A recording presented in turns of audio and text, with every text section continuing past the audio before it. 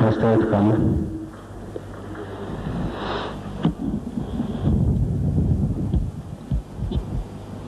አስተያየት ካለ ማማ እሺ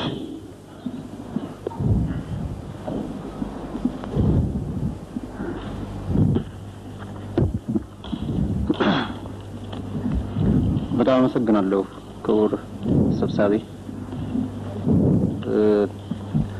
እኔ እንኳን እንደ መንደርደር አድርጌ የማቀርበው ቀደም ሲል እርሶም ባቀረቡት መሰረት በኤርትራ ጉዳይ ላይ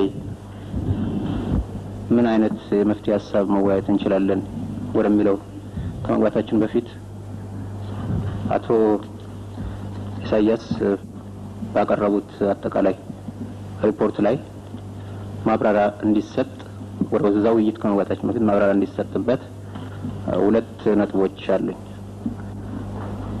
በእርግጥ በተከታታይ ባለፉት 3 ቀናት በተሰበሰብንበት ጊዜ በአጠቃላይ በአገራችን በብሔሮችና ብሔረሰቦች ይደረግ የነበረውን ፖለቲካዊ ተጽዕኖ እና ጭቆና፣ ኢኮኖሚያዊ ብዝበዛና ጭቆና፣ የባህል ጭቆና፣ ብሔሮችና ብሔረሰቦች በራሳቸው ቋንቋ ታሪካቸውን እንዲያፍሩ በደረገበት ስርዓት ውስጥ ትምህርትና ሌላም ልማት ተከልክሎ ከአፍሪካ ብሎም ከታዳጊ ሀገሮች የመጨረሻውን ጭራ ይዞ እንዲገኝ የደረገ ህብረተሰብ ነው። በዚህ መሰረት በዚህ ታሪካዊ ስብሰባ ላይ ይህን ሁሉ አስቀያሚ ገጽታዎችን ሁሉ አስወግደን በአዲስ ጎዳና ሄደን ብሔሮችና ብሔረሰቦች በአጠቃላይ በዚህ ግዛት ክልል ያለው ህብረተሰብ ሁሉ በወንድማማችነትና በተማማችነት ወደ አዲሱ ምዕራፍና በዲሞክራሲና በእኩልነት ቅራኔዎች ቀርተው መቃቃሮችን ቀርተው በሚያስችል ሁኔታ አዲስ ስርዓት ለመዘርጋት የተሰበሰበ መሆኑን ለሁላችንም ግልጽ ነው። ይሁን እንጂ አንዳንድ መሰረታዊ የሆኑ ሀቆችንም ደግሞ ከታሪክ አንፃር ታሪክ ምስክር ነውና መረሳት የሌለባቸው ብዙ ጉዳዮች ይኖራሉ። አንደኛ የኢትዮጵያን ታሪክን በተመለከተ የቀረበ አስተያየት አለ። ሁለተኛ ደግሞ ስለ ኤርትራ ፌዴሬሽን የተባበሩት መንግስታት በመጀመሪያው 1950ዎች መጀመሪያ ላይ ስለወሰደው ሀሳብ በቀረቡት ሀሳቦች ላይ ማብራሪያ ጠይቃለሁ። አንደኛ የኢትዮጵያ አንድ ኤንቲቲ እንደ አንድ ራሱ የቻለ አንድ መንግስት አካል ሆኖ የታየው እንደ ሌሎቹ እንደ ጅቡቲ፣ ሶማሊያ ወይም ጎረቤት ሱዳን ሀገሮች የአውሮፓ ቅኝ ገዢዎች ወደ አፍሪካ ከመጡ በኋላ በተመሳሳይ ደረጃ ላይ የተቀመጠ መሰለኝ። ኢትዮጵያ በተለያየ ታሪክ ውስጥ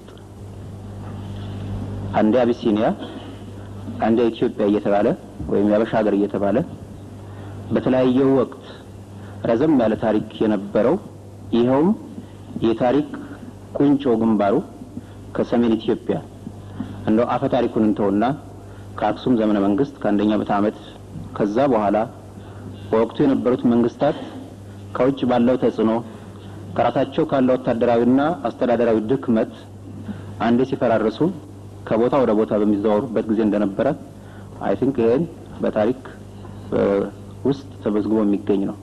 በወቅቱ የነበረውን ታሪክ ደግሞ የጻፉት ኢትዮጵያኖች ሳይሆኑ በአብዛኛው የተለያዩ ሀገሮች የመጡ የውጭ ታሪከኞች ናቸው። በዚህ ጊዜ ትክክለኛ ኢትዮጵያዊ የሚባለው በወቅቱ ወይም አበሻ ይባል የነበረው ከማንኛውም ዛሬ ኢትዮጵያዊ ከምንለው በማንኛውም ክልል ካለው ህዝብ የበለጠ የሰሜን ኢትዮጵያ ህዝብ ነው።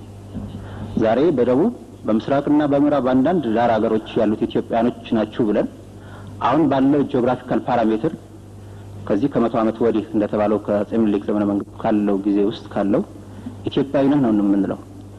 ነገር ግን በዘር በታሪክና በአምሳል በባህል በብዙ ነገሮች ሁሉ ኢትዮጵያዊ ነኝ ብሎ መናገር የሚችለው መጀመሪያው የሰሜን ኢትዮጵያ ህዝብ ነው እንጂ ሌላው አይደለም።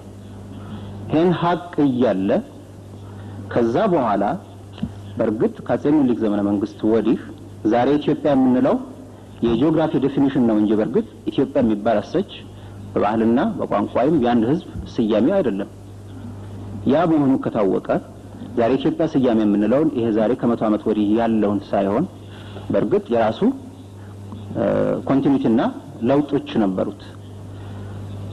ይህ መሆኑ ከታወቀ አቶ ኢሳያስ ባቀረቡት ሪፖርት ላይ የኢትዮጵያ ታሪክ ከመቶ ዓመት ወዲህ ነው የሚለውና ቀደም ሲል ከነበረው የታሪክ ማስረጃነት ካለው በምን አይነት ሁኔታ ተለይቶ ከሌሎቹ አዲስ ከተፈጠሩ ኤንቲቲዎች አፍሪካ ሀገሮች ጋር ሊወዳደር እንደቻለ ይህ በትክክል ማስረጃ እንዲሰጡበት ጠይቃለሁ።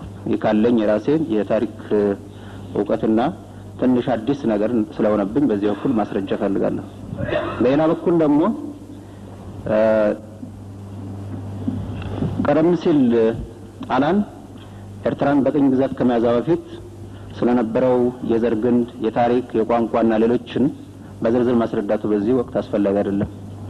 ይሁን እንጂ 50 ዓመት በጣሊያን ቅኝ ግዛት 10 ዓመት ደግሞ በእንግሊዞች ወታደራዊ አስተዳደር ከቆየ በኋላ የተባበሩት መንግስታት በወቅቱ 5 አባላት ያሉበት ነፃ ሀገሮች ወይም ገለልተኛ ሀገሮችን ወደዚህ አካባቢ ደርሰው የህዝቡን ስሜትና አስተሳሰብ በወቅቱ ደግሞ በተለያየ ምክንያት በሃይማኖት ድርጅቶች እና የፖለቲካ ድርጅቶች ህዝቡን እንወክላለን ራሳችንን እንወክለው ህዝብ አለን ብለው በቀረቡት የፖለቲካ ድርጅቶች አስተሳሰብና አቋም መርምረው ከተመለሱ በኋላ በሰጡት ውሳኔ መሰረት የተባበሩት መንግስታት እነዚህኛ ውሳኔዎችን ሁለተኛ ደግሞ ቀደም ሲል የጣሊያን ቅኝ ግዛት ወደዛ ከመምጣቱ በፊት ከነበረው ታሪካዊና ህዝባዊ ኢኮኖሚያዊ መተሳሰርና ሌሎችም ግንዛቤዎች ውስጥ በማስገባት በድምጽ ብልጫ ሶስቱ ከኢትዮጵያ ጋር በፌደራል ስታተስ ልትቀላቀል ወይም ልትተሳሰር ትችላለች በሚል ሌሎቹ ለየት አቋም በመውሰድ የአብዛኛው ድምጽ ከፍ ስላለ ያደረገው ውህደት መሰለኝ።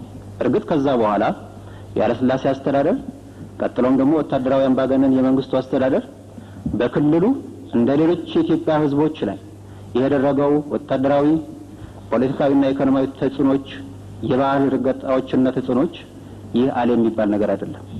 ከዛ በኋላ የነበረው ሁሉ ከማንም እንደማንኛውም የኢትዮጵያ ህዝብ የኤርትራ ህዝብ በከፍተኛ ጭቆናን ስር እንደነበረ ሁላችንም የሚያሳዝንና አብረንም ስንታገልበት የነበረ ነው። ትግሉንም ስንደግፈው ነበር። ስለዚህ በዚህ በኩል ያለ ፍላጎቱ የተባበሩት መንግስታት በራሱ ሰዎች አማካይነት የህዝቡን ድምጽ ሳይሰማ ውሳኔ ተላልፎ ፌደራሊዝም ወይም የፌደራል ስታተስ አስተዳደር ውስጥ እንዲውል ተደርጓል በሚሉት ሁለት ነጥቦች ላይ ማብራሪያ እቀበላለሁ።